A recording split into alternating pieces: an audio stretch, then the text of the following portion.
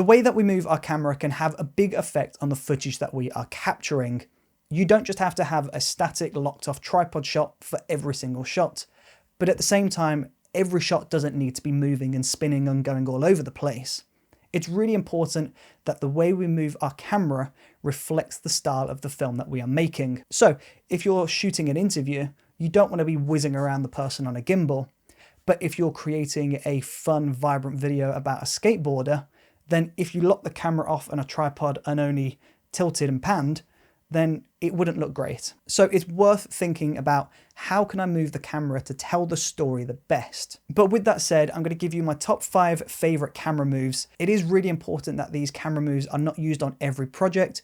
Make sure these moves are appropriate for the film that you are creating. So my top move is the push in. Basically, you want to think about your depth. So place something in the foreground.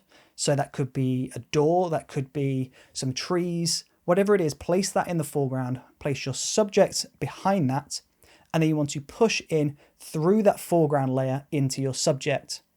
This is going to create a really nice movement. It's creating depth within the frame and it will look great. Next up is the parallax. In order to do this, you want to have a subject. So if we're filming a person, lock them in the center of the frame. And now you want to spin around them and keep them framed up in the center of the frame. By doing this, the subject stays in the middle, but the background is going to move around them. It's a really cool effect, it's really dynamic, and it can help to add a lot into your videos. Of course, you could do this slow, or you could do it really quick. It depends on what you are filming though. Next up is one of my favorite styles of camera movements, because you can do this really slow just to add a little bit of interest to the shot, or you could be quite dramatic with this. So this works on a lot of projects. But basically, you want to slide behind an object in the foreground. So let's say this is a wall, you are the subject, and this is the camera. In order to do this shot, I would just slowly pull the camera out from that wall.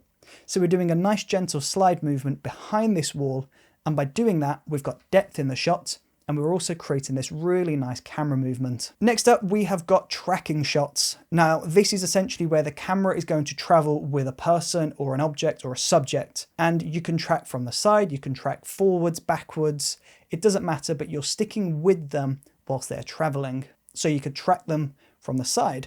So if somebody is walking along the road, you could be filming next to them, keep them locked in the same point of the frame, and travel with them. Or you could be in front of them, they could be walking towards you as you walk backwards, and you keep them framed up in the same point. This is a tracking shot, and it's really great for walk and talk videos where you're talking to the camera. It's good for short films, documentaries, music videos. There are so many purposes for the tracking shot. And of course as well, we have got camera transitions. Now, there are many different camera transitions, and each one of these transitions isn't going to work for every project.